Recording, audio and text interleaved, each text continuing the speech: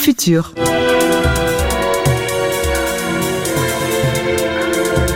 Paléo Futur sur la première.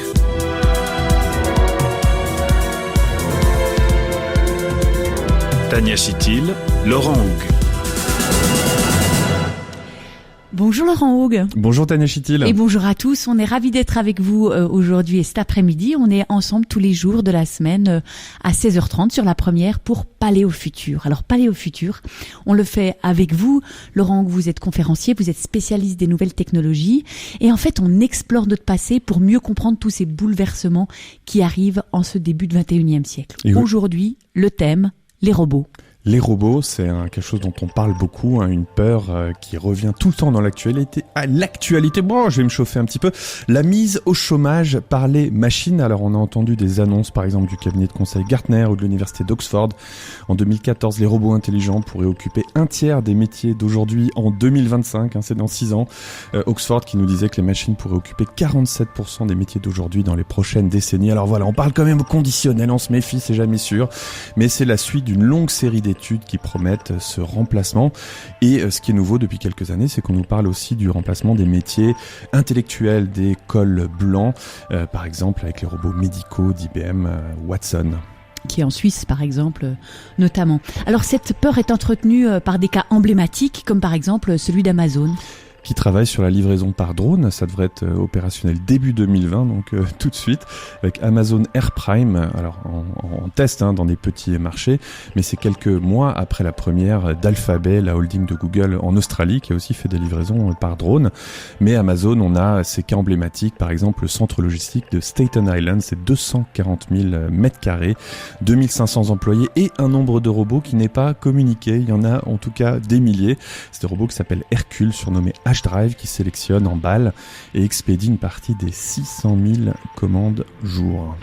Plus exceptionnel encore, cette image du monde de demain qui pourrait nous donner la chair de poule. Fruit suprême de la cybernétique, on a vu dans la rue s'en aller au rendez-vous des robots, ce robot dansant constellé de signaux et de sémaphores comme une gare. Mais cette idée justement de remplacer l'homme par le robot, c'est une idée qui revient sous toutes ses formes. Elle est un peu partout autour de nous aujourd'hui dans la culture. On pense aux jeux vidéo multi-récompensés Detroit Become Humans, un monde à peine futuriste où des androïdes ont mis la population humaine au chômage et la conséquence c'est justement qu'il y a une violence contre les machines. Il y a eu ces gros titres quand AlphaGo, l'intelligence artificielle développée par DeepMind, qui est une filière de Google, a battu le champion du monde de Go. Le succès viral des vidéos de robots, alors on pense à celle de Boston Dynamics, on voyait ces espèces de mules qui portaient des charges ou alors un robot qui faisait même un salto. Il y a Exactement. Disney qui a développé d'ailleurs un robot cascadeur qu'on voit faire des cascades incroyables. Et puis la peur récurrente autour des drones militaires pseudo-autonomes mais capables à terme de prendre des décisions de tir. Il y a d'ailleurs une campagne pour bannir le développement, la production et l'usage d'armes complètement autonomes, des armes qui donc décideraient d'elles-mêmes qui auraient droit de vie ou de mort.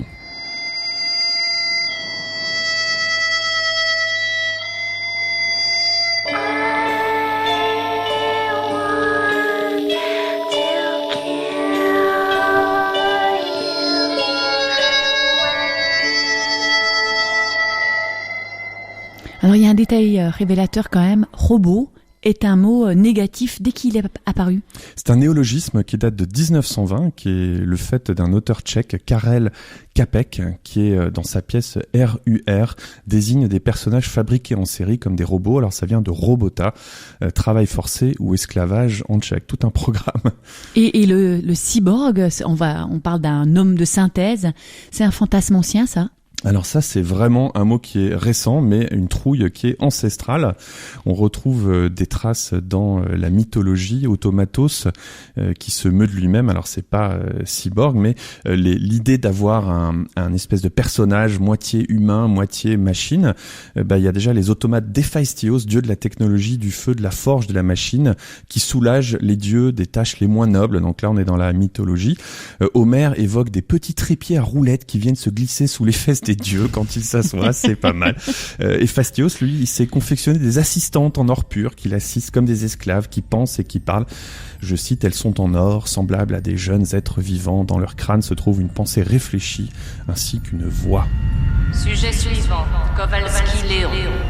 Mécanicien service ordures ménagères, section 5. Nouvel employé 6 jours. Message pour Monsieur Weber. Entrez.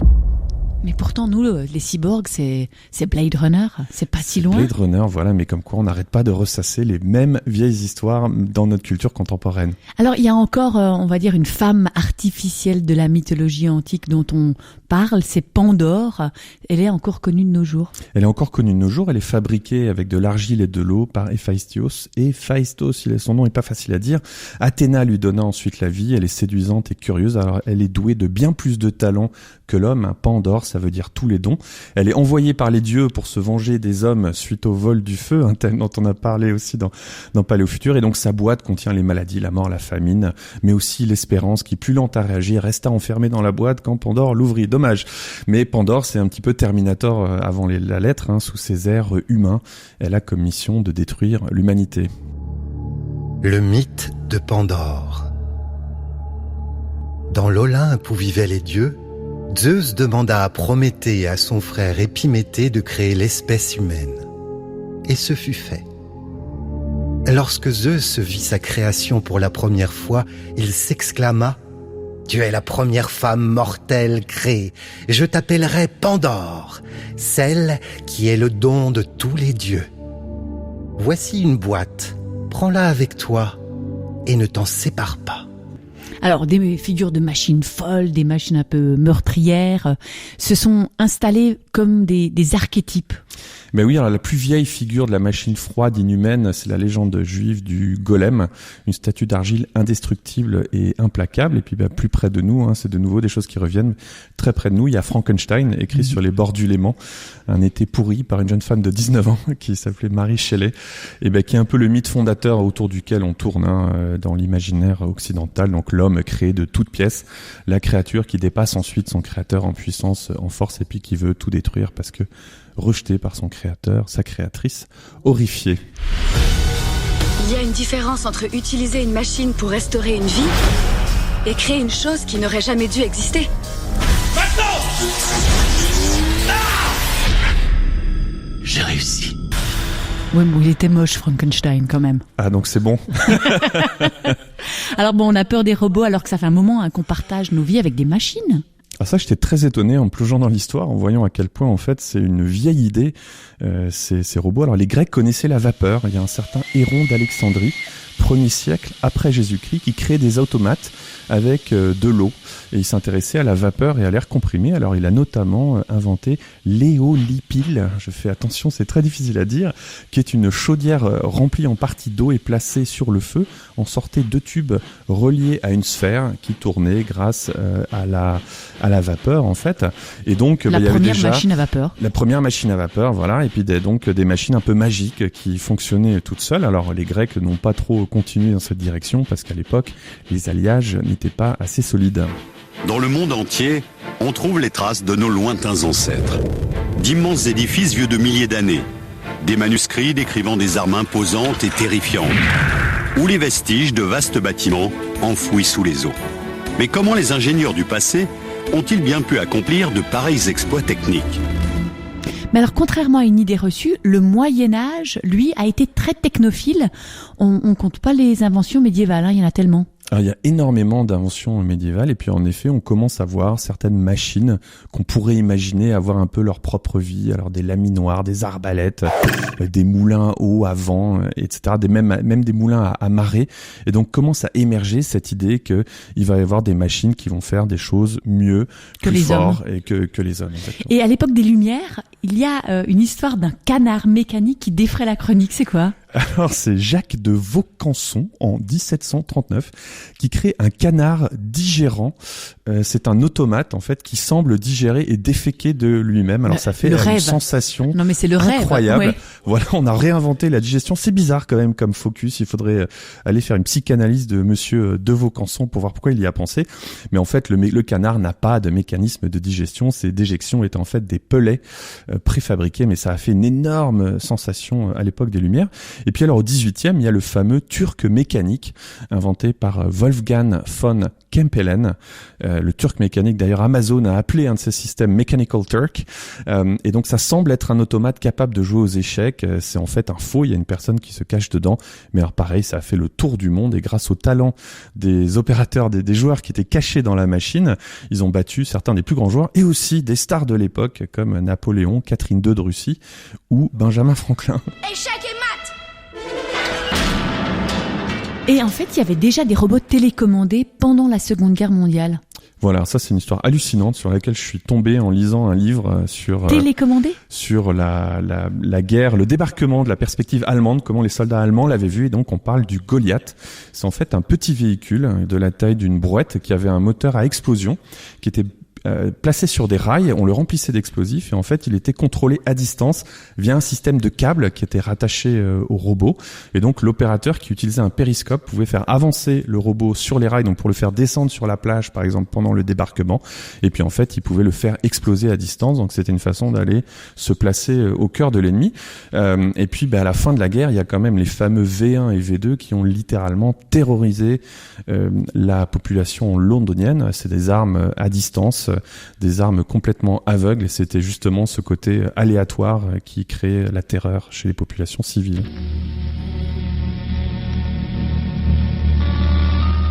Dans le nord de la France, des centaines de points de départ ont été neutralisés. On a retrouvé ici une rampe de lancement.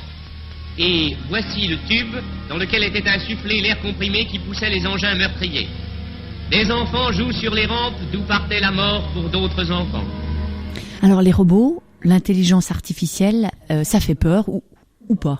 Ben oui, il y a deux forces qui s'affrontent. Donc il y a il y a notre société qui a peut-être peur de ces machines, qui les voit comme une menace. Et puis à l'inverse, il y a des gens dans la Silicon Valley qui sont très techno-utopistes, qui pensent que les machines vont vraiment contribuer à l'avancée de la société. Et puis alors, il y a des pays comme le Japon aussi. On a une vue très positive sur les robots.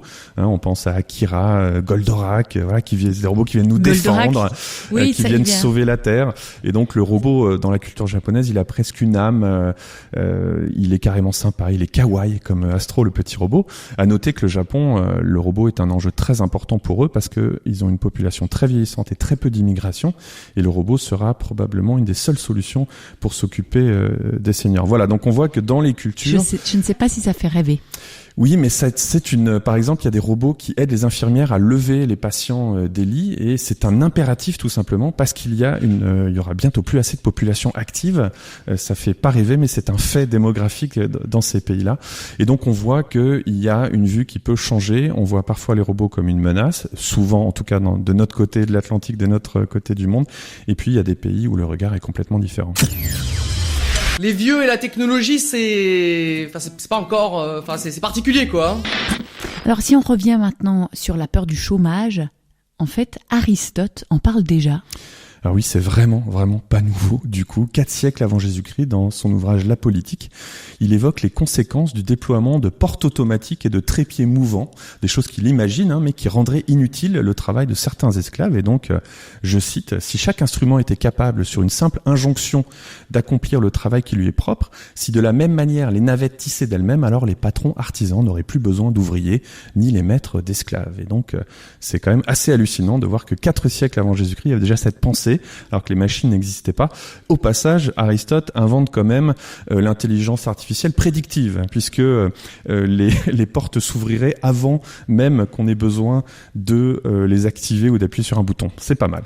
Alors au 18e, à ce moment-là, il y a des révoltes des ouvriers du textile à Rouen, notamment. Alors exactement, on parle des peurs, on parle d'une peur qui n'est pas neuve, et l'exemple le plus connu peut-être, c'est les Luddites.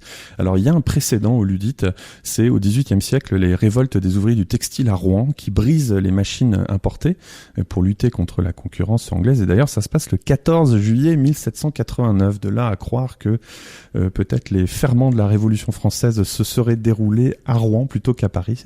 Je ne le sais pas personnellement, mais donc il y a ce fameux mouvement luddiste au tout début du du 19e siècle, qui donne un mot qu'on utilise encore aujourd'hui, les Luddites, qui commencent dans le textile, qui se généralise, où les gens, les ouvriers cassent les machines pour protester contre ce qu'ils appellent, je cite, les tueuses de bras.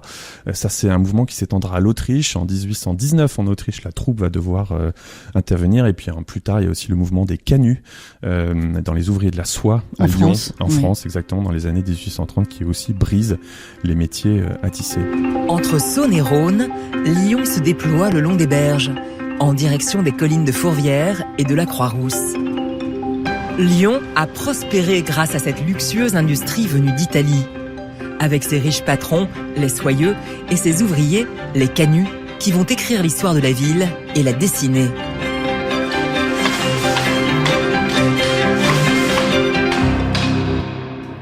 Mais en fait, ce qui fait peur, c'est que nous, les hommes, on travaille finalement pour la machine et la machine ne travaille plus pour nous. Et puis, on passe d'un métier qui est respecté, relativement bien payé, à un rôle d'assistant d'une machine. La machine qui, elle, quelque part, repart avec les lauriers parce qu'elle est capable de faire mieux, elle est capable de faire plus vite, elle est capable de faire moins cher. Donc, on a peur de n'être qu'un rouage. Un film qui représente ça magnifiquement, c'est Les Temps modernes de Chaplin, qui n'a jamais été aussi contemporain. J'invite tous les auditeurs à aller revoir ce film que j'ai vu il y a quelques mois, et d'ailleurs qui commence par une séquence où le patron dirige à distance à travers un système de téléconférence vidéo ses employés. Enfin, c'est incroyablement visionnaire. Et du coup, on se demande à quoi on sert si les machines sont plus performantes que nous sur les travaux de force, les travaux de distance, de répétition, de précision, de rapidité. Voilà, quel est le rôle de l'homme? Alors, il y a les métiers de force parce qu'ils peuvent nous remplacer parce qu'ils ont plus de force que nous. Mais les machines, en fait, pourraient remplacer les métiers dits intellectuels.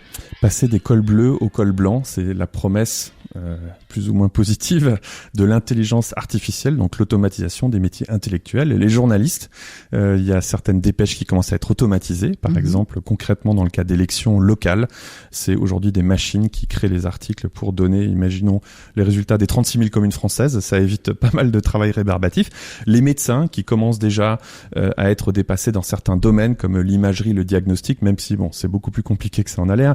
Les comptables, les banquiers, en fait, c'est sûr que les grandes entreprises de la Silicon Valley travaillent sur le sujet. On pense à DeepMind de Google, on pense à Facebook qui utilise l'intelligence artificielle qui essaie de l'utiliser pour la modération de contenu, Microsoft, IBM. En Suisse, on a notre fameux Blue Brain Project qui veut recréer un cerveau de synthèse. Donc voilà, ça, c'est le prochain pas. Mais la réalité, c'est que quand même, l'intelligence artificielle qui remplace les professions intellectuelles, c'est assez compliqué. Et si on y pense, est-ce que la machine peut vraiment être ce qu'on dit intelligente ?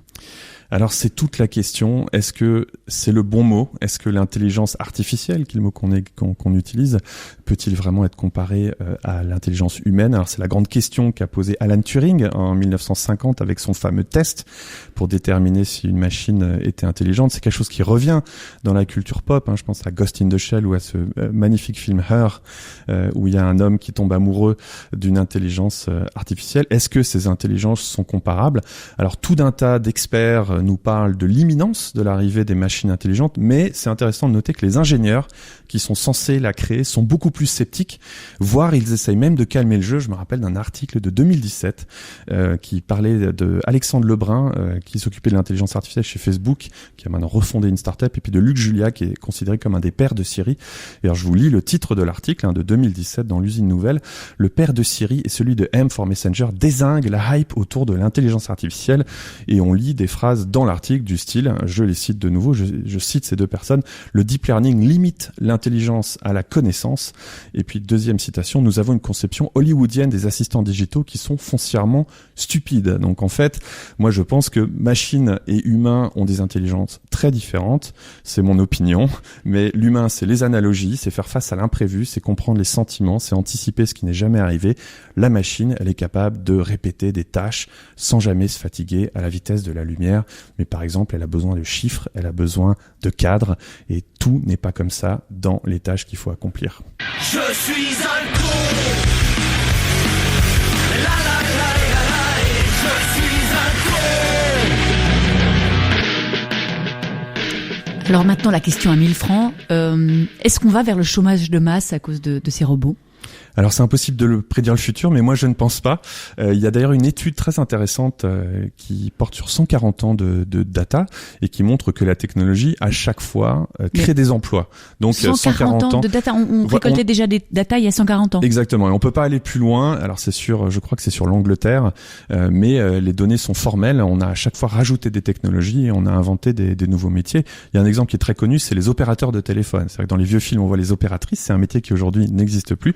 Mais comme le téléphone s'est simplifié et devenu moins cher, bonjour, voilà. Je vous mets en contact. Télégraphe téléphoné 351, j'écoute. Mademoiselle, je voudrais passer un télégramme, s'il vous plaît. Pour la France? Oui, pour la France. Quel numéro êtes-vous? Odéon 2745. 45. Adressé à? Mademoiselle Colette Mercier. Colette Mercier. Marcel Eugène Raoul. Célestin Irma Eugène Raoul? Oui. Adresse? 23 Square Lamartine, Besançon. Vous pouvez me passer Paris, s'il vous plaît, oui. ou Chicago, bon. Et le fait que ces opératrices aient disparu, ces opérateurs, d'ailleurs, il n'y a pas que des femmes, hein, mais ça a rendu le téléphone moins cher et plus facile, et du coup, ça a créé des centaines de milliers de jobs, par exemple dans le télémarketing, la téléassistance, etc. Voilà. Mais pourquoi est-ce qu'on a peur? C'est qu'en fait, on voit autour de nous des jobs qui disparaissent, hein, des jobs d'ouvriers, éventuellement de chauffeurs à terme, etc. Mais on voit pas qu'il y a des jobs qui apparaissent, alors qu'il y en a beaucoup. Par exemple, dans le digital, dans la blockchain, dans tout ce qui est gestion des données, dans le bien-être, dans les loisirs. Je pense à les escape rooms, par exemple, qu'on voit partout venir. Il y a eu des centaines de milliers d'emplois qui ont été créés. Oui, il y a encore 10 ans, on disait, tu sais, toi, tu vas être créateur d'escape room. Voilà, on savait pas ce que c'était. On savait pas ce que c'était. Exactement. Donc il y a des métiers qui apparaissent.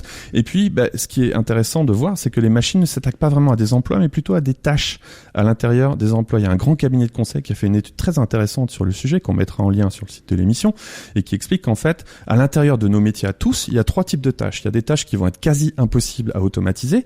Il y a des tâches qui vont être susceptibles, mais moins susceptibles d'être automatisées. Et il y a des tâches qui sont très susceptibles d'être automatisées. En fait, donc, dans les tâches quasi impossibles à automatiser, il y a tout ce qui est management, il y a tout ce qui est application d'une expertise précise. On pense quelqu'un qui est très formé sur un domaine, qui a une expertise de pointe, ça va souvent être difficile de mettre ça dans une intelligence artificielle, puis il y a aussi beaucoup d'expertises différentes. Ensuite, dans les tâches qui sont moins susceptibles d'être automatisées, ça va être mais qui peuvent quand même l'être, ça va être les interactions avec des tiers. On imagine tous ces services clients, par exemple, où on essaie plutôt de nous faire parler avec des machines. C'est pas très efficace. Non, puis surtout, c'est pas très agréable. C'est pas très agréable. Certaines boîtes d'ailleurs reviennent en arrière là-dessus. Télégraphe téléphoné 351, j'écoute. Et puis il y a tout ce qui est travail physique imprédictible. Pensez à un serveur dans un restaurant. C'est très difficile de dire à l'avance ce qu'il va devoir faire ou ce qu'elle va devoir faire. Et donc ça, c'est des tâches qui sont pas très susceptibles d'être automatisées. Et ensuite, il y a ce qui est très susceptible d'être automatisé, c'est-à-dire tout ce qui est collecte de données, par exemple, traitement de données et travail physique prédictif.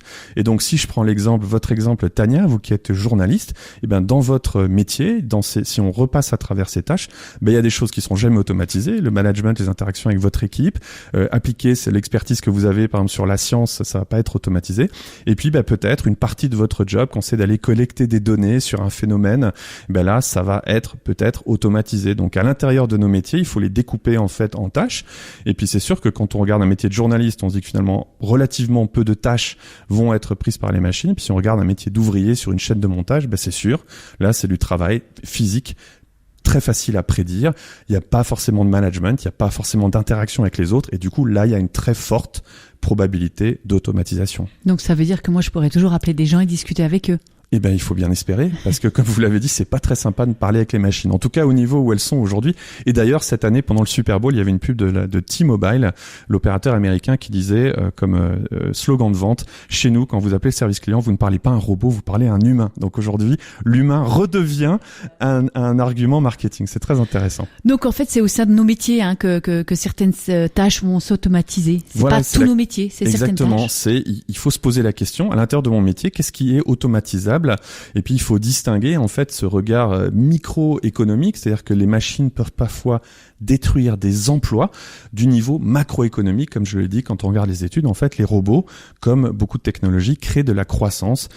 Au passage, ils réduisent les accidents du travail et les maladies professionnelles, c'est-à-dire que les jobs qu'on automatise, c'est quand même plutôt des jobs assez pénibles. Et donc pour se rassurer, il faut se dire qu'on a aussi toujours su inventer de nouvelles activités qui sont loin d'être vitales. Je vais pas me faire que des amis, mais je pense à des industries comme l'horlogerie, le luxe, le cinéma ou le sport qui, à mon avis, ne correspondent pas à des besoins primaires.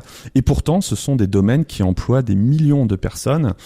Pour peut-être donner comme conclusion le schéma mental qui me semble très utile, je vais faire appel à Garry Kasparov. C'est quelqu'un qui se bat entre guillemets contre les machines, grand joueur d'échecs, qui on avait beaucoup parlé de lui à l'époque parce qu'il avait combattu sur un terrain d'échecs, sur un jeu d'échecs Big Blue, l'intelligence artificielle d'IBM, et donc pendant plusieurs années il a gagné, et puis un jour la machine a gagné. Il a écrit un livre fascinant sur l'intelligence artificielle qui s'appelle Deep Thinking, et il rappelle que les machines sont devenues meilleures que les humains, en tout cas dans le cadre du jeu d'échecs, où il y a quand même des règles qu'on peut mettre en équation mathématique. Mais il y a quelque chose qui est devenu encore meilleur que les machines, et qu'est-ce que c'est à votre avis, Tania? Je sais pas. Eh ben, c'est la combinaison d'un grand maître ou d'échecs et d'une machine. Et donc, il y a quelque chose qui est encore meilleur que la machine, c'est quand l'humain et la machine travaillent ensemble. C'est le message d'espoir d'aujourd'hui? C'est le message d'espoir. Et puis finalement, à part ça, quand on réfléchit bien, ça fait assez longtemps que dans notre quotidien, on se sert de machines. Je pense à une voiture, tout simplement, pour nous amener d'un point à un point B, pour en fait nous rendre plus efficaces. Et donc finalement, il y a peut-être pas grand-chose de nouveau dans tout ce qui se passe autour de nous. Et pendant ce temps de fête, on va dire, ça nous donne une petite lueur quelque part. On remercie aujourd'hui pour ce Palais au futur notre farfouilleur Jean-Christophe Piot, Anne-Françoise Garçon et puis l'équipe d'Actuel Moyen-Âge.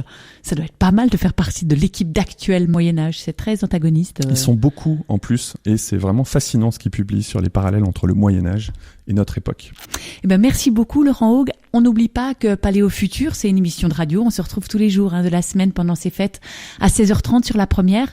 Et puis surtout, c'est aussi une série de dessins animés coproduits avec Arte qu'on retrouve sur rtsdécouverte.ch. Excellente fin d'après-midi. Merci. À demain.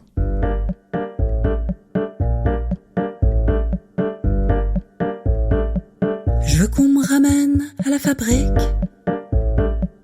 qu'on me change en 2-3 clics.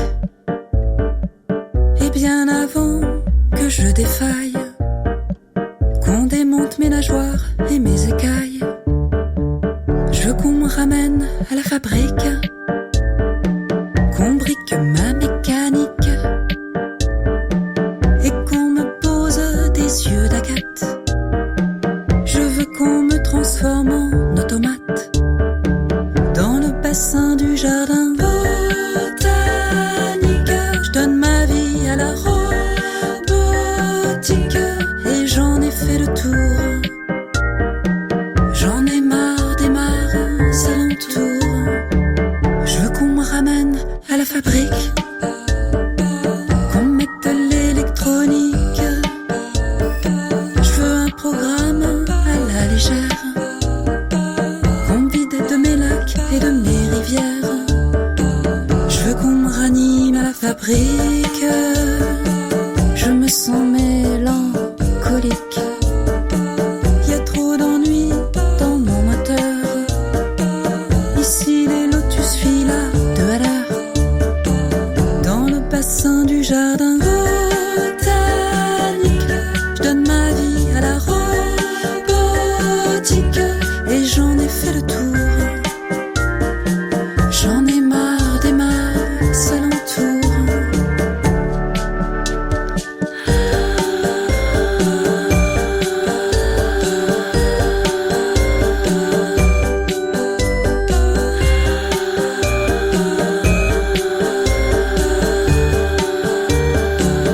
Je veux qu'on me ramène à la fabrique. Je veux qu'on me ramène à la fabrique. Je veux qu'on me ramène à la fabrique. Je veux qu'on me ramène à la fabrique. Je veux qu'on me ramène à la fabrique. La première, des nouvelles de la route. Infotrafic RTS avec le BPA et sa campagne de prévention contre l'alcool, boire ou conduire, il faut choisir. Et tout se passe merveilleusement bien sur les routes de Suisse puisqu'aucune perturbation n'est actuellement signalée sur les routes de Suisse romande. Pour tout complément d'information, le site rts.ch/trafic est à votre disposition. Infotrafic RTS en collaboration avec les CFF et le TCS.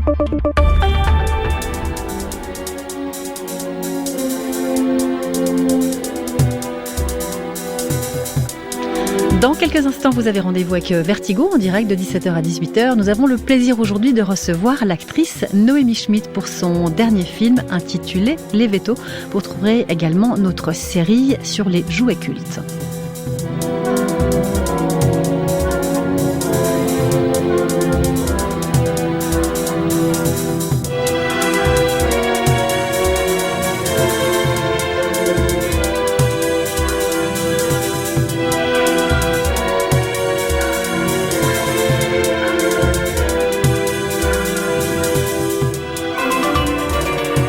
La première vous offre l'heure. Et il est pile poil 17h. Bienvenue à toutes et à tous. Tout de suite, c'est le journal de 17h et ensuite, ça sera Vertigo.